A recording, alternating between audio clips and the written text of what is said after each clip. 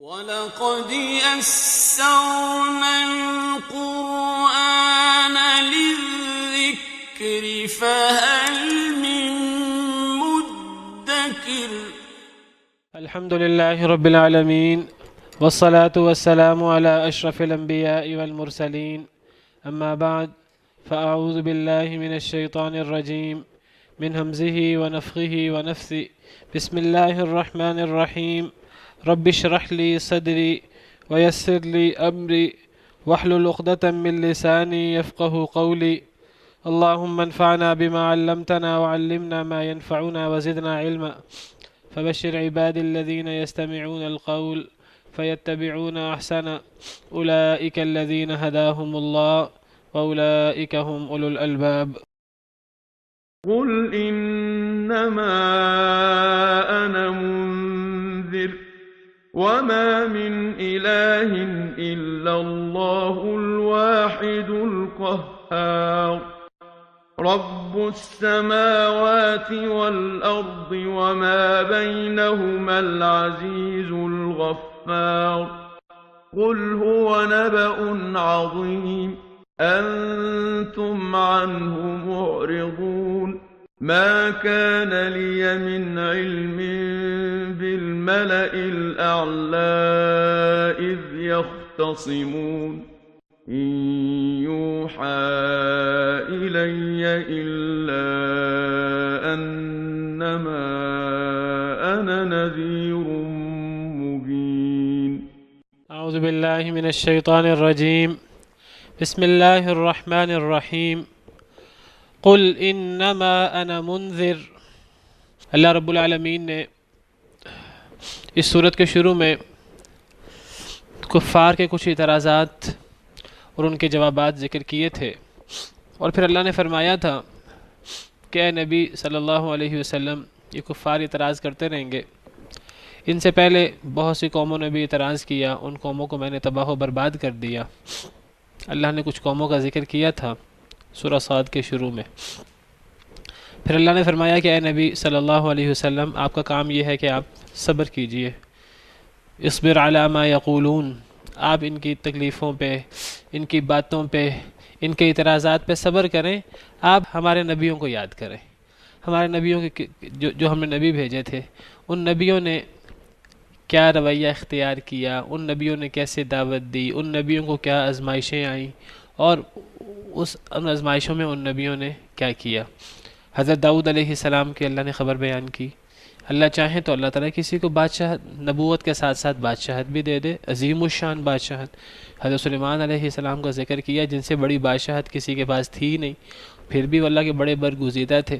اور پھر سیدنا ایوب علیہ السلام کا ذکر کیا، جن کی زندگی بڑی آزمائشوں میں گزری، بڑے صبر کے ساتھ انہوں نے یہ آزمائشیں کاٹی، اور پھر آخرکار اللہ نے ان پر رحم فرمایا، اور اللہ نے جو چیزیں ان سے چھن گئی تھیں اللہ رب العالمین نے انہیں دے دی۔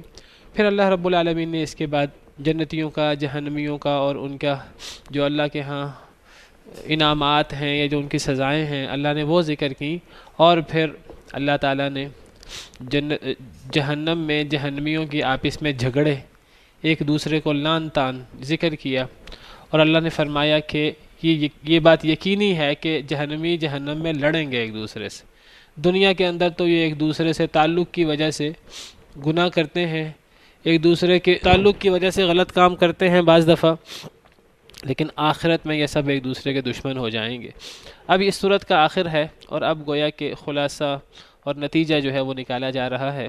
قل، اے اللہ کے نبی صلی اللہ علیہ وسلم آپ فرما دیجئے، انما انا منذر، سوائے اس کے کہ نہیں میں تو ڈرانے والا ہوں، میرا کام ڈرانا ہے، میرا کام حق بات کر دینا ہے، دعوت پیش کر دینا ہے، میں نے پیش کر دی ہے۔ اب آگے کوئی نہیں مانتا تو نہ مانے، اس کا وبال اس پر ہے، اس کا وبال مجھ پر نہیں ہے، میرا کام ڈرانا ہے، پہنچانا ہے، وہ میں نے ڈرا دیا ہے۔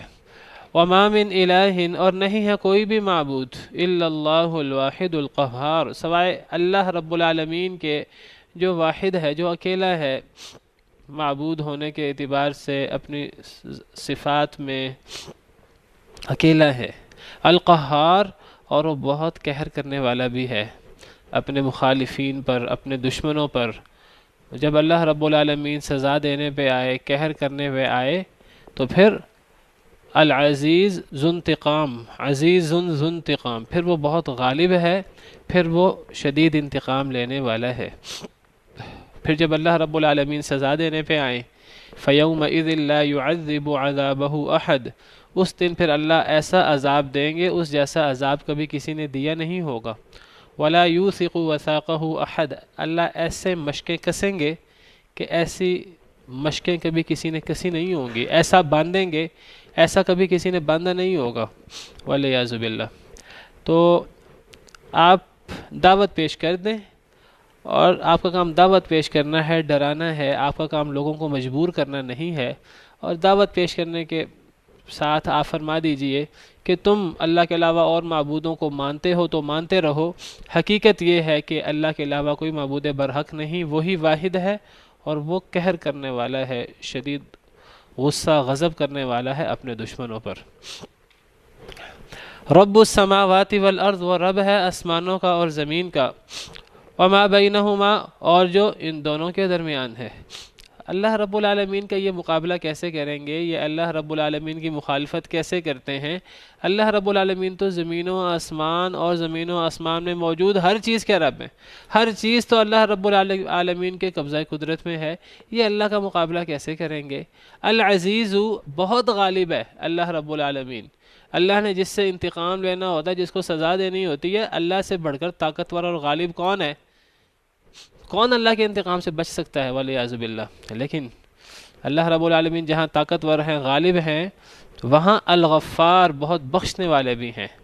یہ بھی مبالغے کا صیغہ ہے، بہت بخشنے والے ہیں۔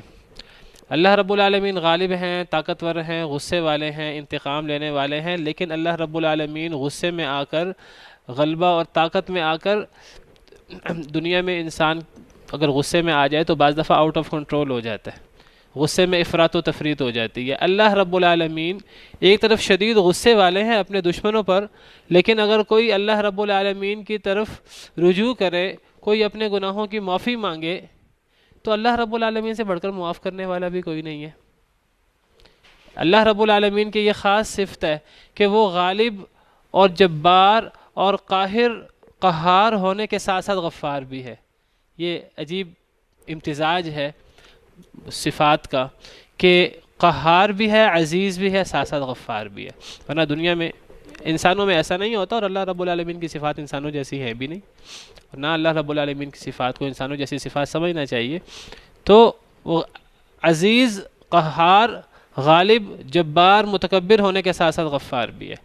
اور اگر آپ قرآن کریم کا مطالعہ کریں تو قرآن کریم میں کئی مقامات پر اللہ نے یہ دو صفات اکٹھی کی ہیں، العزیز، اپنا غلبہ، قدرت اور اپنا غضب، اور ساتھ اپنی غفوریت، معاف کرنا، رحمت۔ یہاں العزیز الغفار، اللہ طاقتور ہے انتقام لینے میں دشمنوں پر، ساتھ ہی فرمایا غفار بھی ہے۔ اگر اللہ کا بڑے سے بڑا دشمن بھی اگر توبہ کر لے، اللہ کی طرف آنا چاہے، تو اللہ رب العالمین غفار ہے۔ وَإِنِّي لَغَفَّارٌ لِمَن تَابَ وَآمَنَ وَعَمِلَ صَالِحًا ثُمَّ اهْتَدَىٰ، میں بہت بخشنے والا ہوں اس کے لیے جو توبہ کر لے، گناہوں کا انبار لے کر آ جائے، زمین و آسمان بھر کے گناہوں کے لے آئے، لیکن اگر اللہ کی طرف لوٹے تو اللہ فرماتے ہیں وَإِنِّي لَغَفَّارٌ لِمَن تَابَ، میں بہت معاف کرنے والا ہوں جو توبہ کرے، وآمن، اور ایمان لے آئے، وعمل صالحا، نیک عمل کرے، ثم اهتدى، ہدایت یافتہ ہو جائے۔ اللہ رب العالمین کو ذرہ برابر پرواہ نہیں ہے، اللہ اس کے زمین و آسمان کے برابر گناہ معاف کر دیں، اللہ کے لیے کوئی مشکل نہیں ہے۔ کہا جاتا ہے کہ قرآن کریم میں اس سے بڑی امید والی کوئی آیت نہیں ہے، وَإِنِّي لَغَفَّارٌ لِمَن تَابَ وَآمَنَ وَعَمِلَ صَالِحًا ثُمَّ اهْتَدَىٰ۔ بعض علماء نے قُلْ يَا عِبَادِيَ الَّذِينَ أَسْرَفُوا عَلَىٰ أَنفُسِهِمْ لَا تَقْنَطُوا مِن رَحْمَةِ اللَّهِ، اس آیت کے بارے میں فرمایا کہ یہ سب سے امید والی آیت ہے۔ مختلف اقوال ہیں۔ تو اللہ جتنے غالب اور جتنے قہر والے ہیں دشمنوں پر، اگر کوئی اللہ کی طرف تھوڑا سا بھی پلٹے تو اللہ رب العالمین معاف کرنے میں دیر نہیں لگاتے۔ حدیث مبارکہ میں آتا ہے، نبی کریم صلی اللہ علیہ وسلم کا ارشاد ہے، اور نبی کریم صلی اللہ علیہ وسلم اللہ کی طرف سے جو ہے وہ حدیث قدسی بیان کرتے ہیں۔ حدیث قدسی میں آتا ہے کہ رسول کریم صلی اللہ علیہ وسلم نے فرمایا، اللہ تعالیٰ فرماتے ہیں، یہ صحیح مسلم کی حدیث ہے، تھوڑی سی لمبی حدیث ہے، بہرحال وہ حدیث میں آتا ہے کہ اگر ایک شخص جو ہے وہ زمین بھر کے گناہوں کی لے آئے پھر وہ اللہ سے رجوع کرے تو اللہ رب العالمین اتنی ہی مغفرت لے آتے ہیں اور اللہ رب العالمین کو کوئی پرواہ نہیں ہوتی۔ ہاں یہ حدیث ہے کہ جو تم میں سے یہ جانتا ہے کہ میں قدرت والا ہوں اور میں معاف کر دیتا ہوں پھر وہ مجھ سے معافی مانگے میں اس کو معاف کر دیتا ہوں اور میں کوئی پرواہ نہیں کرتا۔ یہاں تو یہ ہے، تو ویسے ایک حدیث کے الفاظ یہ بھی ہیں کہ اگر ایک شخص جو ہے وہ زمین بھر کے گناہوں کی لے آئے تو پھر وہ مجھ سے معافی مانگے تو میں اسے گناہ معاف کر دوں گا۔ یہاں حدیث ہے کہ کل بنی آدم یخطئ باللیل والنہار، تمام بنی آدم دن رات گناہ کرتے ہیں، ثم یستغفرونی، پھر وہ مجھ سے استغفار کرتے ہیں، فاغفر لہ، میں اس کو معاف کر دیتا ہوں، ولا ابالی، میں کوئی پرواہ نہیں کرتا۔ تو بہرحال اللہ رب العالمین کی یہ عظیم صفت ہے کہ اللہ رب العالمین عزیز اور قہار اور منتقم، انتقام لینے والے ہیں، اور اس کے ساتھ ساتھ اللہ رب العالمین بخشنے والے بھی ہیں۔ ایک اور آیت کریمہ میں اللہ رب العالمین فرماتے ہیں کہ وَإِنَّ رَبَّكَ لَهُوَ الْعَزِيزُ الرَّحِيمُ، سورہ شعراء میں جگہ جگہ یہ آیت ہے، اور بے شک آپ کا رب البتہ بہت غالب ہے اور بہت رحم کرنے والا ہے۔ تو یہ غلبہ اور رحم یہ اللہ کی ہی صفات ہیں کہ ساتھ ساتھ چلتی ہیں۔ مخلوق میں یہ چیز عام طور پہ نہیں اکٹھی ہوتی کہ وہ اس کے پاس قبضہ قدرت بھی ہو، غلبہ بھی ہو اور ساتھ رحم کرنے والا بھی ہو۔ تو اللہ رب العالمین جو ہیں وہ غالب بھی ہوتے ہیں اور غالب ہونے کے ساتھ ساتھ غفار بھی ہوتے ہیں، رحیم بھی ہوتے ہیں۔ ان دو آیات میں اللہ رب العالمین کی عظیم صفات اللہ الواحد القہار اور العزیز الغفار، یہ عظیم صفات اللہ رب العالمین کی آئی ہیں۔ حدیث مبارکہ میں آتا ہے کہ اگر کسی شخص کو رات کو کوئی ڈر لگے، رات کو خوف آئے، تو پھر انسان کو رات کو کیا دعا پڑھنی چاہیے؟ حدیث مبارکہ میں ہے کہ انسان پھر یہ دعا پڑھے۔ نبی کریم صلی اللہ علیہ وسلم کے مبارک الفاظ ہیں، آپ نے فرمایا، حضرت عائشہ سے حدیث ہے، کان رسول اللہ صلی اللہ علیہ وسلم اذا تضور من اللیل، اگر کبھی نبی کریم صلی اللہ علیہ وسلم رات جاگ جاتے تو کیا فرماتے؟ لا الہ الا اللہ الواحد القہار رب السماوات والارض وما بینہما العزیز الغفار، یہ صحیح حدیث ہے۔ تو نبی کریم صلی اللہ علیہ وسلم یہ دعا پڑھتے، لا الہ الا اللہ الواحد القہار رب السماوات والارض وما بینہما العزیز الغفار۔ کبھی رات کو آپ جاگ جاتے، کہتے ہیں کہ تزورہ کا مطلب ہوتا ہے رات کو کروٹیں بدلنا، یا کوئی شخص جو ہے وہ بیمار ہو، یا کوئی شخص جو ہے وہ دکھ میں ہو، ڈر ہو اس کو، تو کبھی رات کو اگر یہ کیفیت ہوتی، کبھی جاگ جاتے نبی کریم صلی اللہ علیہ وسلم، رات کو جاگ کھل جاتی سوتے سوتے، تو پھر آپ یہ دعا پڑھتے، صحیح حدیث ہے، لا الہ الا اللہ الواحد القہار رب السماوات والارض وما بینہما العزیز الغفار۔ یہ وہی اللہ رب العالمین کی صفات ہیں جو ہم نے ان دو آیات میں پڑھی ہیں۔ ایک اللہ، تو اللہ کا نام ہے لا الہ الا اللہ، پھر الواحد القہار، پھر رب السماوات والارض وما بینہما العزیز الغفار، یہ وہی یہاں بھی ہے، وما من الہ الا اللہ الواحد القہار رب السماوات والارض وما بینہما العزیز الغفار۔ بس اس دعا میں یہاں وما من الہ ہے، وہاں ہے لا الہ الا اللہ، لا الہ الا اللہ الواحد القہار رب السماوات والارض وما بینہما العزیز الغفار۔ یہ دعا یاد کر لیجئے، اگر رات کو کسی انسان کو جاگ آ جائے تو یہ دعا انسان کو رات کو پڑھنی چاہیے، یہ مسنون دعا ہے۔ تو اگر یہ آپ کی بات نہیں مانتے تو نہ مانیں، ان کو ہی نقصان ہے، آپ اللہ کا ذکر کریں، آپ اللہ کی شان بیان کریں، اللہ کے علاوہ کوئی معبود برحق نہیں، آپ اللہ کی توحید کا علم بلند کریں، وہ واحد بھی ہے، اکیلا بھی ہے، اور وہ قہار بھی ہے، اور وہ آسمان و زمین اور جو ان دونوں کے درمیان ہے ہر چیز ان کا رب بھی ہے، اور وہ بہت غالب بھی ہے اور بہت معاف کرنے والا بھی ہے۔ قل، آپ فرما دیجئے، ہوا نبأ عظیم، وہ بہت بڑی خبر ہے، وہ بہت بڑی خبر ہے کیا؟ قرآن۔ قرآن بہت بڑی خبر ہے، بہت مقام مرتبہ والی کتاب ہے، انتم عنہ معرضون، تم جس سے منہ موڑے ہوئے ہو۔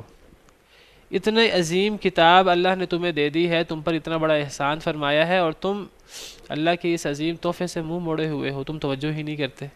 تمہیں توجہ کرنی چاہیے۔ بعض مفسرین نے قرآن مراد لی ہے یہاں، بعض نے یہاں نبی کریم صلی اللہ علیہ وسلم کی نبوت مراد لی ہے۔ یہ بہت بڑی خبر ہے، تم اس سے منہ موڑ رہے ہو، تم ایمان ہی نہیں لا رہے، تم توجہ ہی نہیں کر رہے۔ ما کان لی من علم بالملأ الاعلی اذ یختصمون، نہیں ہے میرے لیے کوئی علم ملأ الاعلی کے بارے میں جب وہ جھگڑا کر رہے تھے۔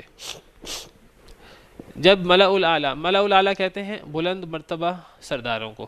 ایک دنیا کے سردار ہوتے ہیں، دنیا کے اندر مال و دولت والے، اقتدار والے، اور ایک ملأ الاعلی ہوتے ہیں فرشتے۔ فرشتوں کو الملأ الاعلی قرار دیا جاتا ہے کہ وہ بلند سردار ہیں، آسمانوں میں سردار ہیں وہ، تو بلند مرتبہ عظیم مقام والے۔ تو مجھے علم نہیں ملأ الاعلی کے بارے میں جب وہ جھگڑا کر رہے تھے یا جب وہ جھگڑا کرتے ہوں۔ یہاں یہ مراد نہیں ہے مجھے علم نہیں ہے، یہاں محذوف ہے۔ اصل مراد یہ ہے کہ مجھے ملأ الاعلی کے بارے میں علم نہیں جب وہ جھگڑا کر رہے تھے، مجھے اس کا علم نہ ہوتا اگر اللہ مجھے نہ بتاتے، یہ مراد ہے اصل میں۔ یہ مطلب نہیں مجھے علم نہیں ہے، کیونکہ اگلی آیات میں اللہ بتا رہے ہیں کہ ملأ الاعلی کس بارے میں جھگڑا کر رہے تھے۔ ما کان علی من علم بالملأ الاعلی اذ یختصمون، نہیں ہے مجھے علم ملأ الاعلی کے بارے میں جب وہ جھگڑا کر رہے تھے، یعنی فرشتوں کے بارے میں جب جھگڑا کر رہے تھے، مجھے اس کا علم کیسے ہو سکتا ہے؟ میں خود وہ علم کیسے حاصل کر سکتا ہوں جب تک مجھے اللہ نہ بتائے؟ گویا کہ اگر میں ملأ الاعلی کے بارے میں، فرشتوں کے بارے میں کوئی بات کرتا ہوں تمہارے سامنے، وہ ملأ الاعلی ہیں، وہ کس بات میں اختلاف کر رہے ہیں، ان کا کیا آپس میں معاملہ چل رہا ہے، مجھے کیا علم اگر مجھے میرا رب نہ بتائے؟ تو ملأ الاعلی جھگڑا کر رہے تھے کس بارے میں؟ نبی صلی اللہ علیہ وسلم نے بتایا۔ کیسے بتایا؟ قرآن کریم کی صورت میں، وہ آگے آ رہا ہے، سیدنا آدم علیہ السلام کی پیدائش کا قصہ ابھی آگے آ رہا ہے اگلی آیت میں، کہ جب اللہ رب العالمین نے حضرت آدم کو پیدا کرنے کا ارادہ فرمایا تو اللہ رب العالمین نے فرشتوں کے سامنے اپنے ارادے کا اظہار کیا، تو فرشتوں نے کہا اے اللہ تعالیٰ آپ اس کو پیدا کریں گے جو زمین میں خون بہائے گا، جو فتنہ فساد کرے گا، آپ اسے جو ہے وہ دنیا کے اندر پیدا کریں گے۔ اللہ نے فرمایا میں زیادہ جانتا ہوں، تم نہیں جانتے۔ پھر اللہ تعالیٰ نے وہ حضرت آدم علیہ السلام کو فوقیت دی علم کے ذریعے۔ تو یہ ہے وہ جھگڑا جو فرشتے آپس میں کر رہے تھے۔ جھگڑا سے مراد یہاں جھگڑا نہیں ہے، یہاں جھگڑے سے مراد بات چیت اور کالمہ۔ تو مجھے ملأ الاعلی کے بارے میں کوئی علم کیسے ہو سکتا ہے جب وہ جھگڑا کر رہے ہوں اگر مجھے اللہ نہ بتائے؟ اور اگر مجھے اللہ بتا دے تو مجھے علم ہو جاتا ہے، جیسے میں تمہارے سامنے یہ بات اللہ کی طرف سے ذکر کر رہا ہوں، اور یہ بہت بڑی دلیل ہے کہ میں اللہ کا سچا نبی ہوں۔ اگر میں اللہ کا سچا نبی نہ ہوں تو میں تمہیں یہ باتیں کیسے بتاتا؟ نہیں ہے میرے لیے کوئی علم ملأ الاعلی کے بارے میں جب وہ جھگڑا کر رہے ہوں اگر اللہ نہ بتائے۔ ان یوحیٰ الیہ، نہیں وحی کی جاتی میری طرف، الا مگر انما انا نذیر مبین، سوائے اس کے کہ نہیں کہ میں واضح ڈرانے والا ہوں۔ میں جو تمہیں یہ باتیں بتا رہا ہوں، میں اس لیے تمہیں باتیں بتا رہا ہوں، مجھ پر وحی ہوتی ہے، اور مجھ پر وحی کیا ہوتی ہے کہ آپ کا کام ڈرانا ہے۔ اگر کوئی نہ مانے یہ باتیں جو آپ فرشتوں کے بارے میں بتا رہے ہیں، نہ مانے، آپ کا کام ڈرانا ہے، آپ کا کام بتانا ہے، مجھ پر تو یہ وحی ہوتی ہے کہ آپ بس ڈرا دیں۔ کوئی نہیں مانتا تو نہ مانے، اس کا مسئلہ ہے، اللہ کو پھر خود جواب دے گا۔ مجھ پر یہ وحی ہوتی ہے، میں نے پہنچا دینا ہے، بس میں نے منوانا نہیں ہے زبردستی۔ اب وہ ملأ الاعلی کس بارے میں جھگڑ رہے تھے، وہ اب بات آگے شروع ہو گئی، وہ پورا واقعہ اب یہاں موجود ہے۔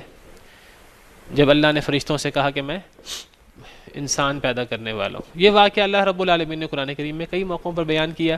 سورہ صاد کے آخر میں بھی اللہ نے 10-12 آیات میں تفصیل سے بیان کیا ہے یہ واقعہ، پیچھے سورہ بقرہ میں بھی، سورہ اعراف میں بھی، سورہ بنی اسرائیل میں بھی، اور کئی صورتوں میں اللہ نے تفصیل سے بیان کیا۔ تو نبی صلی اللہ علیہ وسلم فرماتے ہیں اللہ کے حکم سے، اللہ تعالیٰ آپ سے کہتے ہیں کہ آپ کہہ دیجئے مشرکین مکہ سے، اگر تم مجھے اللہ کا نبی نہیں مانتے تو مجھے یہ بتاؤ کہ میں یہ تمہیں اللہ کی طرف سے یہ فرشتوں کا سیدنا آدم علیہ السلام کی پیدائش کے بارے میں جو جھگڑا ہے یا جو مکالمہ ہے ان کا، تو مجھے اس کا علم کیسے ہوتا اگر میں نبی نہیں ہوں؟ تو مجھے علم ہو بھی کیسے سکتا ہے فرشتے کس بارے میں مکالمہ کر رہے ہیں اگر اللہ مجھے نہ بتائیں؟ اب مجھے اللہ نے بتایا ہے تو میں تمہیں بتا رہا ہوں، اگر تم نہیں مانتے تو مجھے تو یہ وحی ہوتی کہ میں تمہیں بس بتا دوں، ڈرا دوں، بس میرا یہ کام ہے۔ تم نے نہیں ماننا تو نہ مانو، پھر اللہ تمہارا حساب خود ہی لیں گے۔ تو اس سے پتہ لگا کہ نبی کریم صلی اللہ علیہ وسلم کو اللہ کی طرف سے وحی ہوتی ہے، آپ اللہ کے چنے ہوئے برگزیدہ بندے ہیں جن پر اللہ کی طرف سے وحی ہوتی ہے، اور اس وحی میں اللہ تعالیٰ آپ کو آسمانوں کی خبریں بھی بتا دیتے ہیں جو اللہ چاہتے ہیں، فرشتے کیا کر رہے ہیں، فرشتوں نے کس بارے میں مکالمہ کیا، اللہ یہ بھی بتا دیتے ہیں، اور یہ نبی کریم صلی اللہ علیہ وسلم کے سچے نبی ہونے کی دلیل ہے۔ جس طرح آپ سے پہلے اللہ نے بہت سارے انبیاء بھیجے، ان پر اللہ نے وحی فرمائی، اس طرح اللہ تعالیٰ نے نبی کریم صلی اللہ علیہ وسلم کو بھی نبی بنایا اور ان پر بھی وحی فرمائی، اور آپ کو سید الانبیاء والمرسلین بنایا۔ تو یہاں ملأ الاعلیٰ کے مکالمہ اور جھگڑا سے مراد وہ سیدنا آدم علیہ السلام کے بارے میں جو آگے واقعہ آ رہا ہے۔ ایک اور حدیث مبارکہ میں بھی، حدیث مبارکہ بھی ہے اس سے ملتی جلتی، میں چاہتا ہوں میں وہ بھی آپ کے سامنے یہاں بیان کروں، امام ابن کثیر نے بھی بیان کی ہے۔ حدیث مبارکہ میں آتا ہے، جامع ترمذی کی روایت ہے اور یہ صحیح روایت، سیدنا ابن عباس راوی ہیں کہ نبی کریم صلی اللہ علیہ وسلم نے فرمایا اتانی اللیلۃ ربی تبارک و تعالی فی احسن صورہ، آئے میرے پاس آج رات میرا رب، آج رات اللہ میرے پاس آئے، تبارک و تعالی جو بہت برکت والے بہت بلند ہے، فی احسن صورہ بہترین صورت میں۔ نبی کریم صلی اللہ علیہ وسلم نے باقاعدہ دیکھا اللہ رب العالمین کو بہترین صورت میں، خواب میں، رات کی بات ہے۔ قال، راوی کہتے ہیں احسبہ قال فی المنام، میں خیال کرتا ہوں آپ نے خواب کا باقاعدہ لفظ بولا، یا تو آپ نے اللیلہ کہا یا آپ نے باقاعدہ لفظ منام بولا، میں نے نیند میں یہ چیز دیکھی، میں نے خواب میں یہ چیز دیکھی کہ اللہ رب العالمین میرے پاس بہترین صورت میں آئے۔ فقال، تو اللہ نے فرمایا یا محمد، اے محمد صلی اللہ علیہ وسلم، هل تدری فیما یختصم الملأ الاعلی، کیا آپ جانتے ہیں کہ ملأ الاعلی کس بارے میں جھگڑا کر رہے ہیں، کس بارے میں بحث و مباحثہ کر رہے ہیں، کیا آپ کو علم ہے؟ قال، راوی کہتے ہیں نبی صلی اللہ علیہ وسلم فرماتے ہیں قلت، میں نے عرض کیا لا، میں تو نہیں جانتا، اے اللہ مجھے یہ چیزوں کا خود بخود تو علم نہیں ہوتا، آپ بتائیں گے تو علم ہو جائے گا، مجھے علم نہیں ہے۔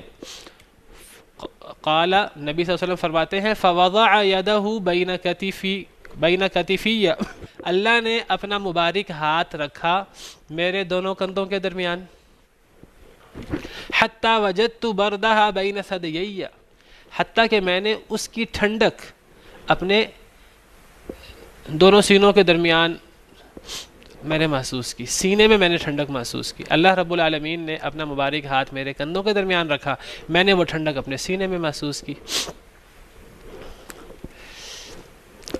او قال فی نحری، یا آپ نے فرمایا میں نے وہ ٹھنڈک اپنے سینے میں محسوس کی، یا تو نحری کے لفظ ہے یا بین ثدیی، ثدیج کہتے ہیں یہ جو پستان ہوتے ہیں عورتوں کے، ان کو بھی اور مردوں کے ان کو بھی، تو میں نے جو ہے وہ ان دونوں کے درمیان ٹھنڈک محسوس کی، یا تو آپ نے بین ثدیی کے لفظ بولے یا آپ نے فی نحری کے لفظ بولے، میں نے اپنے سینے میں ٹھنڈک محسوس کی۔ فعلمت ما فی السماوات و ما فی الارض، اب جب اللہ رب العالمین نے اپنا مبارک ہاتھ رکھا نبی صلی اللہ علیہ وسلم کے کندھوں کے درمیان، نبی صلی اللہ علیہ وسلم نے اس کی ٹھنڈک جو ہے وہ سینے کے اندر محسوس کی، تو نبی صلی اللہ علیہ وسلم فرماتے ہیں کہ میرے سامنے ہر چیز کھل گئی، ہر چیز روشن ہو گئی میرے سامنے، اللہ رب العالمین کے اس مبارک ہاتھ کی برکت سے جو کچھ آسمان میں تھا زمین میں تھا، ایک دفعہ میرے سامنے ہر چیز واہ ہو گئی، میں نے ہر چیز کو جان لیا۔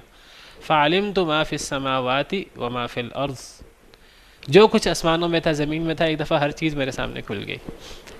قال، تو اللہ نے فرمایا یا محمد، اے محمد، هل تدری فیما یختصم الملأ الاعلی، اب آپ جانتے ہیں کہ ملأ الاعلی کس بارے میں بحث و مباحثہ کر رہے ہیں؟ پہلے پوچھا تو آپ نے فرمایا نہیں مجھے نہیں علم، اب جب اللہ نے ہاتھ رکھا تو اللہ رب العالمین نے اب پوچھا کہ اب پتہ ہے؟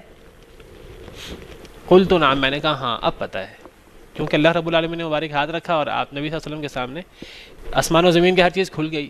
بعض لوگ اسے استدلال کرتے ہیں نبی کریم صلی اللہ علیہ وسلم کے علم غیب کے بارے میں اور ان چیزوں کے بارے میں، تو یہ حدیث جو ہے وہ خواب کی حدیث بالکل صحیح ہے، اور اس میں نبی کریم صلی اللہ علیہ وسلم کا اپنے رب کو دیکھنا کا ذکر بھی ہے۔ نبی صلی اللہ علیہ وسلم فرماتے ہیں میں نے اپنے رب کو بہترین صورت میں دیکھا، تو اس میں کوئی اختلاف نہیں ہے کہ اللہ رب العالمین کو خواب میں دیکھا جا سکتا ہے، کوئی اختلاف نہیں ہے اس میں کسی کا۔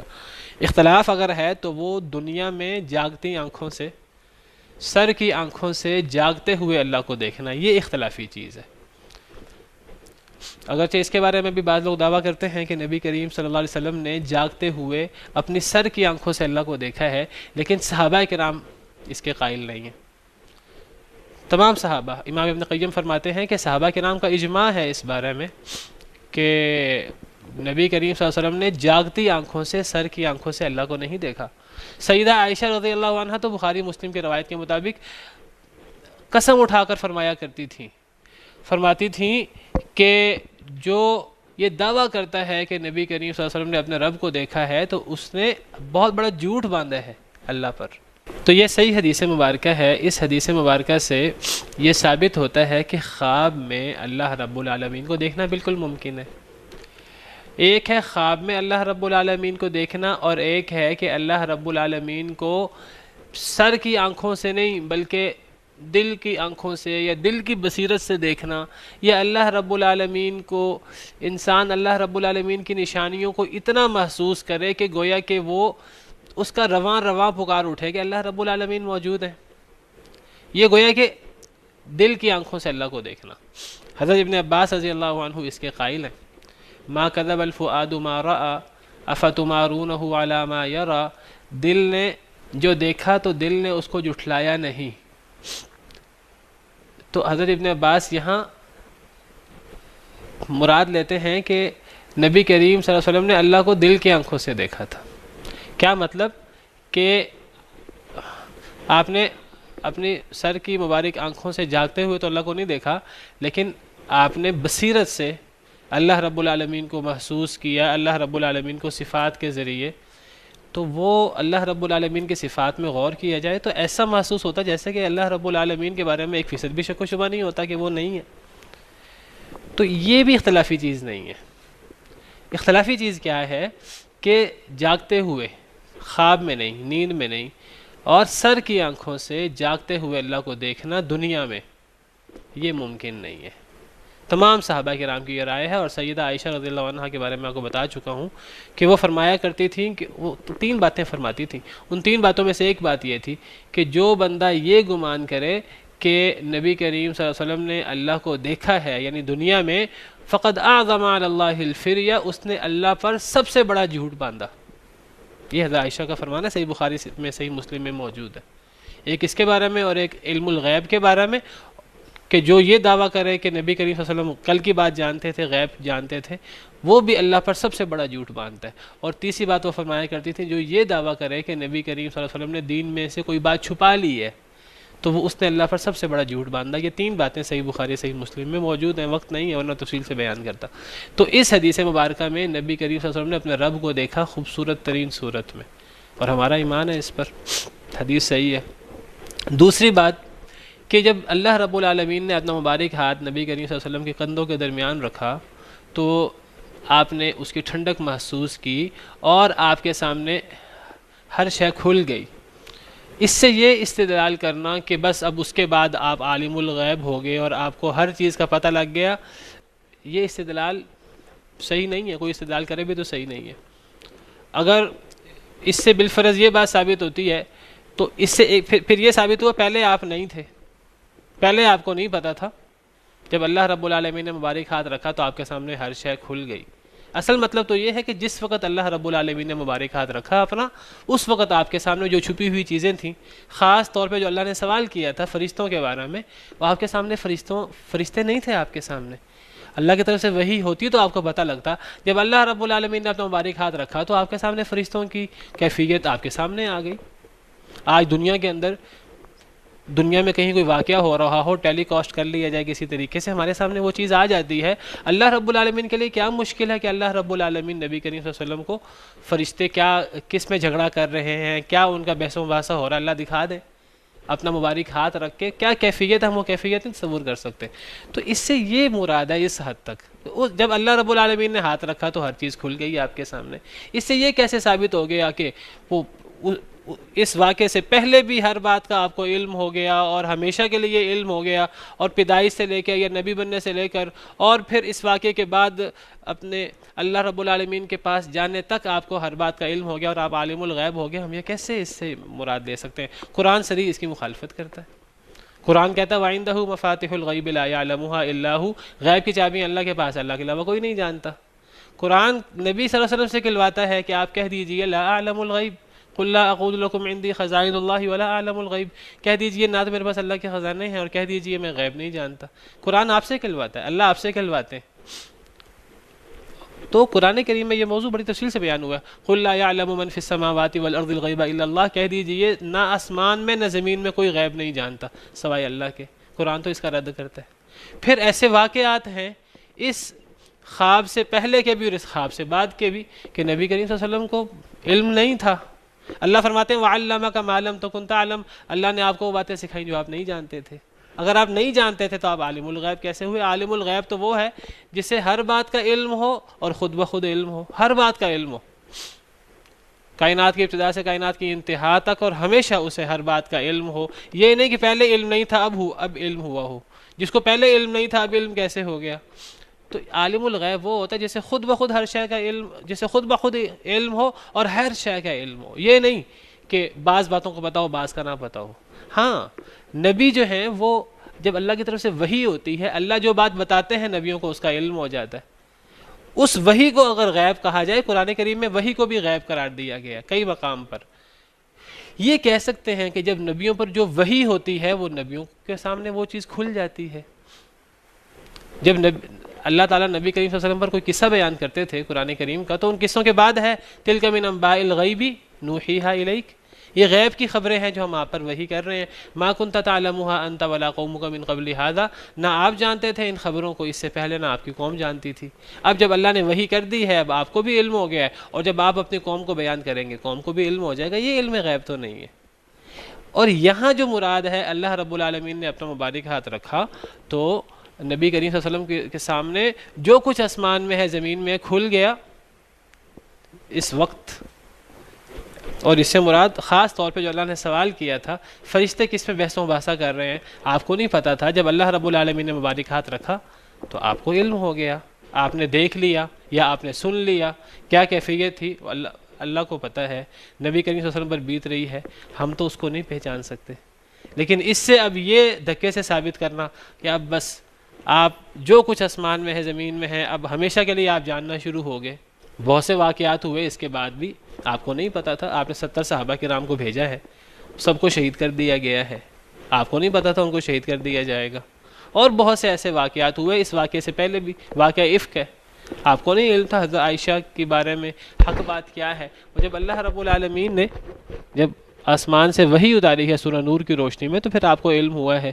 تو اس واقعے سے، اس صحیح حدیث سے یہ ثابت کرنا کہ نبی صلی اللہ علیہ وسلم نے اللہ کو دیکھا ہے جاگتے ہوئے سر کی آنکھوں سے، نہ وہ ثابت ہوتا ہے اور نہ اس سے نبی کریم صلی اللہ علیہ وسلم کا علم غیب عالم الغیب ہونا ثابت ہوتا ہے. بہرحال جب اللہ رب العالمین نے اپنا مبارک ہاتھ رکھا نبی صلی اللہ علیہ وسلم نے ٹھنڈک محسوس کی. اللہ نے پھر پوچھا کہ اب تم جانتے ہو؟ تو نبی صلی اللہ علیہ وسلم نے فرمایا قلت نعم، میں نے عرض کیا جی ہاں اب میں جانتا ہوں. یختصمون فی الکفارات والدرجات، فرشتے بحث و مباحثہ کر رہے ہیں کفارات میں اور درجات میں. اللہ نے پوچھا کہ کس میں بحث و مباحثہ کر رہے ہیں؟ اب آپ نے جان لیا اور اب آپ نے بتا دیا کہ اے اللہ وہ کفارات میں اور درجات میں بحث و مباحثہ کر رہے ہیں. قال، اللہ نے پوچھا ومل کفارات والدرجات، کفارات اور درجات کیا ہیں؟ تو نبی صلی اللہ علیہ وسلم فرمانے لگے، ان کو یہ بھی علم ہو گیا اللہ رب العالمین کے مبارک ہاتھ رکھنے سے. آپ فرمانے لگے کفارات کے بارے میں بحث و مباحثہ کر رہے ہیں. کفارات سے مراد کیا ہے؟ المکث فی المساجد بعد الصلوات، کہ نماز کے بعد مسجدوں میں بیٹھے رہنا، ذکر و اذکار کرتے رہنا. فرشتے اس کے بارے میں بحث و مباحثہ کر رہے ہیں، کتنا بڑا عمل ہے یہ. والمشی علی الاقدام الی الجماعات، اور جب با جماعت نماز پڑھنے کے لیے قدموں پہ چل کے جانا. ایک ہے کہ انسان سواری پہ جائے اور ایک ہے انسان قدموں پہ چل کے جائے، اس کی بڑی فضیلت ہے. فرشتے اس کو ڈسکس کر رہے ہیں کہ یہ کتنا بڑا عمل ہے. اور تیسری بات وَإِبْلَاغُ الْوُضُوءِ فِي الْمَكَارِهِ، اور وضو کو مکمل کرنا مکروہ وقت میں، ایسے وقت میں جب وضو کرنا ناپسند ہو، سخت سردی میں. سخت سردی میں ٹھنڈے پانی سے پورا وضو کرنا، فرشتے اس کے بارے میں ڈسکس کر رہے ہیں. فرشتے کفارات کے بارے میں ڈسکس کر رہے ہیں. اللہ نے پوچھا کفارات کیا ہیں؟ تو نبی صلی اللہ علیہ وسلم فرمانے لگے یہ 3 باتیں، نمازوں کے بعد مسجد میں بیٹھنا اور پیدل چل کے باجماعت نماز پڑھنے کے لیے جانا اور ٹھنڈے پانی سے سخت سردی میں پورا وضو کرنا. ومن فعل ذلك، اور جو یہ کام کرے، یہ تینوں کام کرے، عاش بخیر، وہ خیر کے ساتھ زندہ رہے گا، خیر پر زندہ رہے گا. ومات بخیر، اور اس کا خاتمہ بالخیر ہوگا. کتنی بڑی فضیلت. وہ گرم پانی اس طرح نہیں ہوتا جس طرح سردیوں میں ٹھنڈا پانی ہے، جس طرح سردیوں میں ٹھنڈا پانی ہوتا ہے. بہرحال ٹائم ختم ہو رہا ہے. تو جو یہ کام کرے گا خیر کے ساتھ زندہ رہے گا اور اس کا خاتمہ بالخیر ہوگا. بہت بڑی فضیلت ہے خاتمہ بالخیر، کتنی بڑی سعادت ہے. وَكَانَ مِنْ خَطِيئَتِهِ كَيَوْمِ وَلَدَتْهُ أُمُّ، گناہوں سے ایسے پاک ہو جائے گا جیسے اس کو اس کی ماں نے آج جنا ہے. سارے گناہ اللہ معاف کر دیں گے. یہ 3 اعمال. وَقُلْ يَا مُحَمَّدْ إِذَا صَلَّيْتَ، اور کہو اے محمد جب تم نماز پڑھو تو پھر یہ دعا کرو، اللہم انی اسألک الخیرات وترک المنکرات، اے اللہ میں آپ سے نیکیوں کا سوال کرتا ہوں، مجھے نیکیوں کی توفیق دے. وترک المنکرات، مجھے منکر چیزوں کو چھوڑنے کی توفیق دے، یعنی گناہوں سے مجھے بچا. وحب المساکین، مجھے مسکینوں کی محبت عطا کر دے، میں مسکینوں سے نفرت نہ کروں، میں مسکینوں سے محبت کروں، غریبوں سے. وَإِذَا أَرَدْتَ بِعِبَادِكَ فِتْنَةً، اور اگر اے اللہ آپ اپنے بندوں کے ساتھ کسی فتنہ اور آزمائش کا ارادہ کریں، أَن تَقْبِضَنِي إِلَيْكَ غَيْرَ مَفْتُونٍ، تو اے اللہ مجھے اس سے پہلے میری روح قبض کر لینا، فتنے میں ڈالے بغیر. اے اللہ اگر کوئی فتنہ آئے، آزمائش آئے، فتنہ آئے، تو فتنہ اتنی خطرناک چیز ہے، اے اللہ اس فتنے سے آنے سے پہلے مجھے اپنے پاس میری روح قبض کر لینا. یہ دعا بھی سکھائی.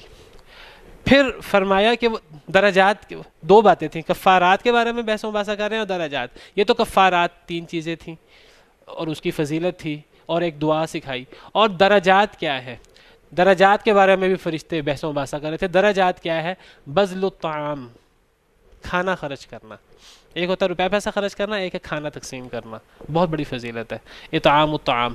وافشاء السلام، سلام پھیلانا زیادہ سے زیادہ، جس کو جانتے ہیں اس کو بھی، جس کو نہیں جانتے اسے بھی. تھوڑا سا وقفہ ہے پھر دوبارہ سلام کرنا. والصلاۃ باللیل والناس نیام، اور راتوں کو نماز پڑھنا جب لوگ سو رہے ہوں، قیام اللیل. تو یہ وہ کفارات اور درجات ہیں جس کے بارے میں فرشتے جھگڑا کر رہے تھے. اب ایک ہے وہ جھگڑا جو اس حدیث میں آیا، یہ حدیث صحیح ہے، یہ خواب ہے اور نبیوں کا خواب وہی ہوتا ہے، پہلے آپ کو کئی دفعہ بتا چکا ہوں. اور ایک یہ جھگڑا ہے جو یہاں فرشتے کر رہے ہیں، جس کے بارے میں نبی صلی اللہ علیہ وسلم فرما رہے ہیں کہ مجھے علم نہ ہوتا فرشتوں کے بارے میں، ملأ الاعلیٰ کے بارے میں جب وہ جھگڑا کر رہے تھے، مجھے علم نہ ہوتا اگر اللہ مجھے نہ بتاتے. یہاں جھگڑے سے مراد، یہاں بحث و مباحثہ سے مراد حضرت آدم کی پیدائش کے وقت کا بحث و مباحثہ. یہ کوئی اور ہے. حدیث میں فرشتوں کا بحث و مباحثہ کوئی اور ہے. اللہ نے نبی صلی اللہ علیہ وسلم کو وہ بھی بتایا، وہ تو اللہ رب العالمین نے مبارک ہاتھ رکھا، آپ کے سامنے کھل گیا. اور یہاں اللہ رب العالمین نے باقاعدہ وحی کر کے بتا دیا کہ حضرت آدم کی پیدائش کے وقت فرشتوں میں کیا بحث و مباحثہ ہوا. وہ آگے آ رہا ہے. وقت ختم ہو گیا تو انشاءاللہ اگلے لیکچر میں اس کو ہم پڑھیں گے. سبحانک اللہم ربنا وبحمدک، اشہد ان لا الہ الا انت، استغفرک واتوب